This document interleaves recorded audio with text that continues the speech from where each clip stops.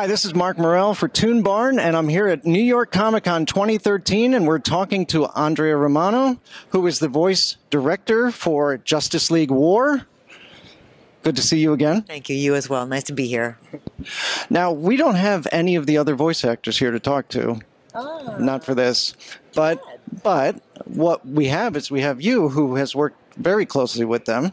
And would you be able to give us like a special, unique look into each of their performances, like, say, start with Jason and then go to Alan and so forth? Sure. Jason O'Mara actually does not speak with an American accent when he usually opens his mouth and talks. So it was wonderful to hear what a good American accent he does, what an accurate American accent. That was the first challenge, which was overcome really quickly.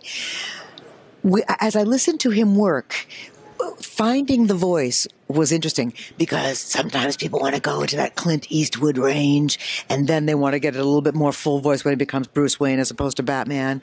And when we were working through it, it takes several hours to record each individual actor if we're recording them separately, and we did record Jason separately on this just because of schedule. When we listened back to the track, we noticed, you know what, in some places we let him slip back into that breathier, and we're going to have to pick that up and get that in the more full voice. So that, and he's so game to play and so good on this. Shemar Moore is Cyborg, and he had never done this work before at all, and he's like a fish to water. He was remarkable at this, so good, exactly the right energy, completely committed, and kind of, you know, and I mean this in a very kind way, putty in my hands. He was like, you tell me what you want me to do. And he's a tough black man, and I thought, you know, this could be an intimidating situation, and he was so agreeable to whatever I would tell him to do, and does a wonderful job. He's terrific in it. Alan Tudyk I've worked with many times, and this was just a matter of, I made a mistake in forgetting that this was an origin story. And when I first listened to his track, he was a little too confident and cocky as Superman.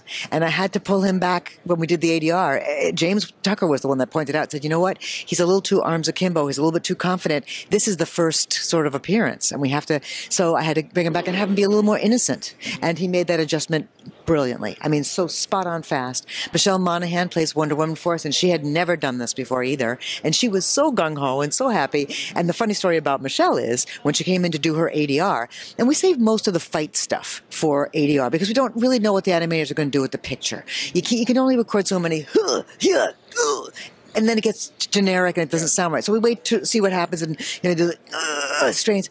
Well, Michelle came in to do her ADR. She was Wonder Woman. Enormous fight scenes. 8.5 months pregnant. No. And all I'm thinking is, please don't deliver. Please don't deliver during this. And she did great. She was absolutely game and terrific and didn't hurt herself, and she might have had the baby by now, but it was like literally like a week or two ago. And then who else is in this? We have Sean Astin came in to play Shazam for us. And Sean, I work with on Teenage Mutant Ninja Turtles. That's how I know him. And I just, a casual conversation one day during a Turtle session, said, you know what? I got this project I'm working on. Would you be, oh, I'd love to come play on that. And so zipped in and did that for me. And then we've got Steve Blum as Darkseid. Steve has a voice that is so in the basement. He can, without forcing it down, his voice is just practically like below the human's ability to hear. And he is such a fine actor, and I'm very happy to have him play such a major role in this. He's great. So there really wasn't a single actor in this piece that wasn't stunning, truly. I thought so, especially with your direction. Oh, thank you very much. Very kind of you. All right, so you could probably turn a person like me into a voice actor, right? If you're a good actor. I could teach you how to do voice acting. I could teach you microphone technique. I could teach you how not to pop. I could help bring your energy up. In the short recording sessions that we have, I couldn't teach you to act. You'd have to be an actor first. So, all right, you've got a lot of projects that you do, and sometimes you're doing them all at once, right? Yes, I have 7 in production right now. Wow. Yeah. 7. Okay. So, and then sometimes you manage to get involved in something like The Daily Show with Sam Daly. Wasn't that fun? Hey, you boys, I thought I told you to get off my lawn. I drove up to that house and finished and shot that and drove away within 10 minutes. Honestly, they have that so down, and aren't those fun? Yeah. I was so happy to be a part of that. I was thrilled that they invited me to come and play, and I was very proud. Brandon Routh remembered me from having hired him on the Batman series years ago, before even the Superman movie came out. Right. I hired him, and Tim, of course, I know, and Sam I had used most recently in a film, and it was just great to be in that sort of boys club, play with the boys. It was great. Yeah, and you've also had some involvement with I Know That Voice with John DiMaggio, right? Right, and we're doing a panel here tomorrow night at 8 o'clock, which I'm looking forward to very much. We will be there. Oh, good. It's a wonderful film. There's nothing like it out there.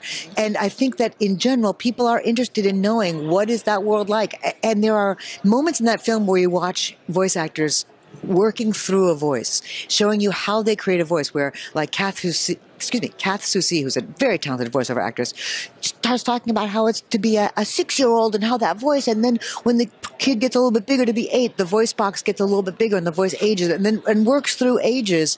And it's like a master class in voice acting. It's stunning. So yes, that film, I can't wait for everybody to have a copy of that. So you've worked with big casts and little casts. What's the biggest cast you ever worked with? The largest number? Yeah. There were some Justice League Unlimited episodes very near the end of the series that had 18, 19, 20 actors, many of them doing multiple voices. So there might have been as many as 35 voices, 40 voices in that one episode, 22-minute episode. I never can obviously record. There's no studio in town that can record that many actors at the same time. But there are some that can hold as many as 12. So when I have a series where the actors are coming in weekly, they kind of hold that day for me. I have a lot better chance of getting an ensemble record. So Justice League Unlimited, I had most of the cast there at the same time. So I would do, say if there were 17 actors, I would do 12 of them, finish up their work, bring the other 5 in, get their work done. So it's a little tag team directing. Okay, well, thank you once again for joining us on ToonBarn. It's always nice to talk to you. Me as well. Thank you very much. Nice to see you. Thank you. Thanks.